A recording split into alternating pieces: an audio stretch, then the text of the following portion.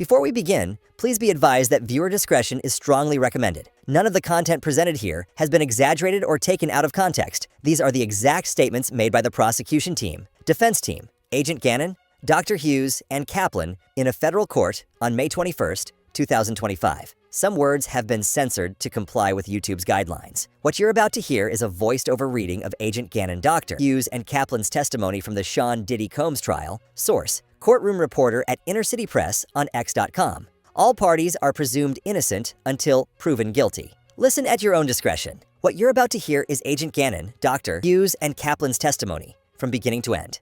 Mr. Ganon, let's continue with items you seized on Star Island GX215. What is this? High heels and sex items in the master closet. What's this? 3 cell phones found in one of the boots. Display the Gucci bag for the jury. Pull up GX10A and the stipulation. Zoom in on paragraph 5. A white plastic bottle. It contained liquid residue of meth and liquid MDMA. These pills were found with a Tesla imprint on them. These had the active ingredient in Xanax. This $100 bill had residue of cocaine.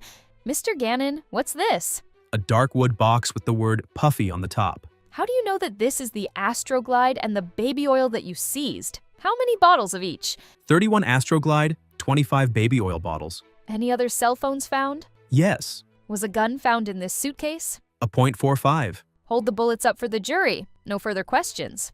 The day of the search, you knew that Mr. Combs was leaving the country with his twin daughters? At this moment, the prosecution asked for a sidebar, then they continued. In planning the search, you knew that none of the targets of the investigation would be there? At this moment, the prosecution objected but was overruled.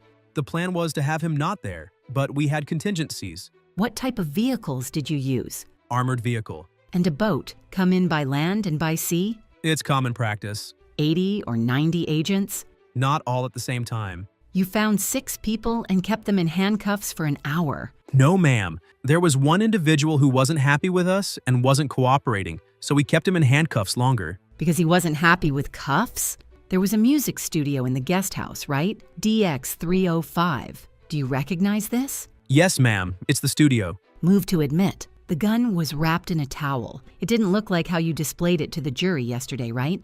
Yes, ma'am. Did you find any photos of Mr. Combs with these firearms? We did not. Do you agree that handguns, metal, is easier to get fingerprint than maybe another type of device? Can't say if it's easier, but it can be done. Can you get prints off a gun easier when it's inside?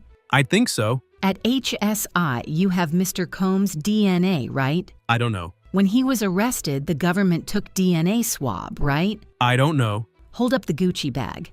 The drugs were in this bag and in the Puffy box, right? Yes. Your Honor, I am going to introduce a sealed exhibit with the help of IT. May I approach the witness? At this moment, the defense approached the witness, and the prosecution said to cut off the screens. So the gallery wasn't able to see this, but the defense said, Please don't say the names of the people in this photograph other than my client. Don't talk about it. Then the prosecution asked to confer with the counsel. They did. Then the deputy said, we may take the sealed exhibit down, and they continued. Agent Ganon, you live in Florida. Don't many people have guns in their homes there? At this moment, the prosecution objected, and the judge told the defense to rephrase the question.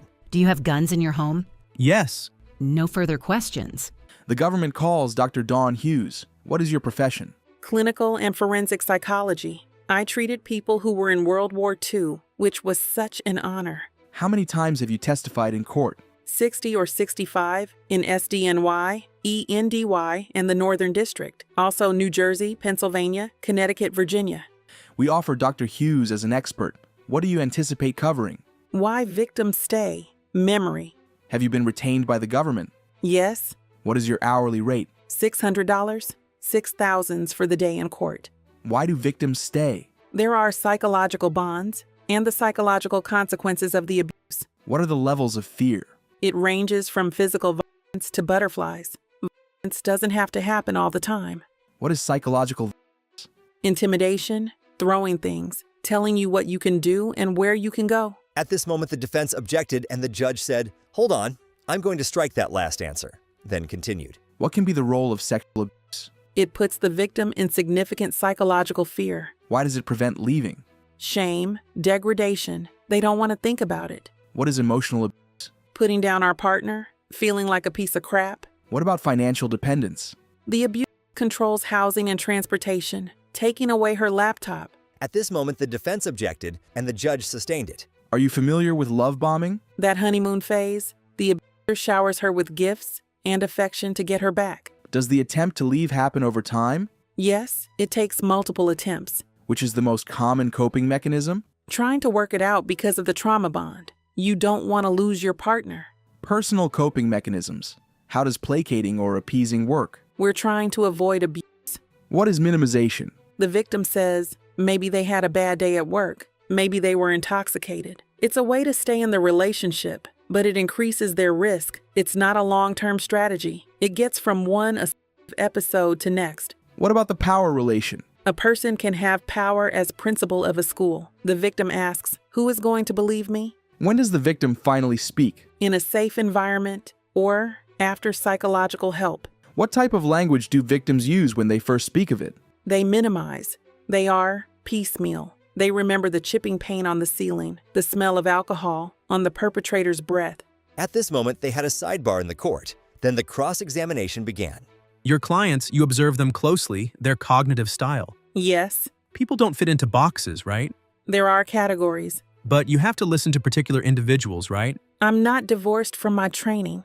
When you do forensic work, you want a lot of sources of information, right? If it's relevant, You look at police reports, witness reports, and the like, correct? correct. You're familiar with malingering? I am. People can fabricate emotional responses, correct? They can. At this moment, the judge said, Mr. Bach, should we break here? And the defense said, I don't have a good cliffhanger. and they ended up going on break. You are with the American Psychological Association, which says you should only render an opinion after an examination, right? Where? This is a different role. You have not gathered information about this case, right? I am not rendering an opinion on any individual. There's someone named Cassie, but you don't know what she said, right? I don't. You're testified across the river in EDNY, right? Right. And you say the same thing, even though the cases are different, correct? It's to help the jurors understand. But it's their job to consider their case, right? You don't publish data on the patients you have evaluated, do you? It's confidential. So I can't cross-check your experience, the basis of what you were saying, right? People might go to a civil lawyer to make a little money, right? At this moment, the prosecution objected, and the judge said, let's move on. In civil litigation, you might look for malingering, right? You gave a webinar about giving expert witness testimony, right? Yes, for battered women. Let me show you DX-. At this moment, the judge asked for a sidebar. Does this document refresh your recollection? Let me look at it more closely. Yes? The fourth part is about navigating cross-examination, right? Yes? Most of your income comes from court-related work, right? No, maybe half. You've raised your rate to $600, It's been the same for some time. but you've raised it. Commensurate with others. You've been retained hundreds of times, but you've never come into court and testified in defense of a man accused of a sex crime? That's correct. I don't evaluate offenders. You met with the prosecutor 6 times to prepare your testimony, right? Correct. At this moment, the prosecution asked for a sidebar and then continued. Did you discuss the topics with the prosecutors? With all due respect, it was mostly me educating them. But you know nothing about the case. Were you advising them on how to present evidence in domestic violence cases? Didn't you help them write briefs? At this moment, the prosecution asked for a sidebar. Once it was finished, they continued with a recross. You reviewed some filings to the court in this case. It was all related to the subject of your expert testimony, right? Correct. In fact, we redacted. You did. You are a board-certified forensic psychologist, right? Yes. How many of those are there in New York State? I think about 40. At this moment, another recross happened. Your defense work is almost entirely for victims of domestic violence, right? I'm not sure that's true.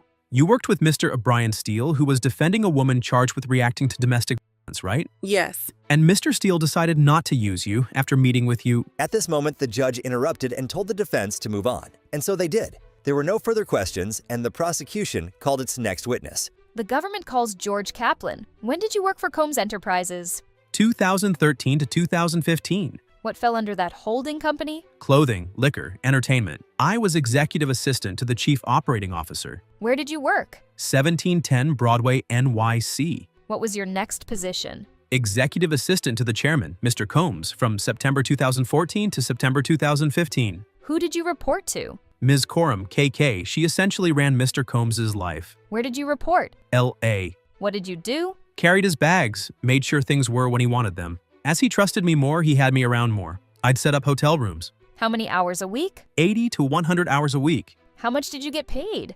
$125,000 a year to start. What did you do in the morning? Make sure everything was in the bathroom, the breakfast cooked. He was recording a mixtape, so we worked late. Who was security? Uncle Paulie, D-Rock, and Ruben, later licensed security in the second half of 2015. How frequently did you communicate with Mr. Combs? Multiple times a day. Things could be found in the back, an iPad, drugs, whatever. Did he threaten you? He threatened my job. How often? Maybe monthly. He'd say he was only to be surrounded by the best people and that he wasn't. For example, he went me for a 1-liter water and I bought back 2 half-liters. He said, no, How did you travel? on his jet, or going in advance to make sure it's all set up. How did you set up hotel rooms? There was a bag. I unpacked it. Clothes, candle, Astroglide, baby oil. Who bought this? Often me. In what cities did you set up hotel rooms? Los Angeles, New York, and Miami. In LA, Mr. C, Bel Air, the Intercontinental. In NY? Trump by Columbus Circle. In Miami, the SLS How was it booked? and Frank Black, based on Biggie's Frank White. Would you clean up rooms? Yes, bottles of baby oil, Gatorade, once brown crystallized powder on the counter of the bathroom sink. Why did you clean up? Not hotel staff. It was implied, protect his public image. I was keen on doing that. Explain. At this moment, the defense objected and the judge overruled it. I found hotels would sell photos to newspapers to shame guests. Did he reach out to you from the room? For food, clothes, sometimes drugs. I did it. What drugs? Dop kit. Illegal drugs? At this moment, the defense objected to the word illegal, and the prosecution rephrased the question. What other drugs? Advil, ketamine. What's he ask for? I picked up drugs for him, MDMA. Who asked? Mr. Combs in LA and Miami. In Miami, Mr. Combs asked me to call a person. He came and gave me a bag of pills, MDMA. I gave him cash. I gave the pills to Mr. Combs. And in LA?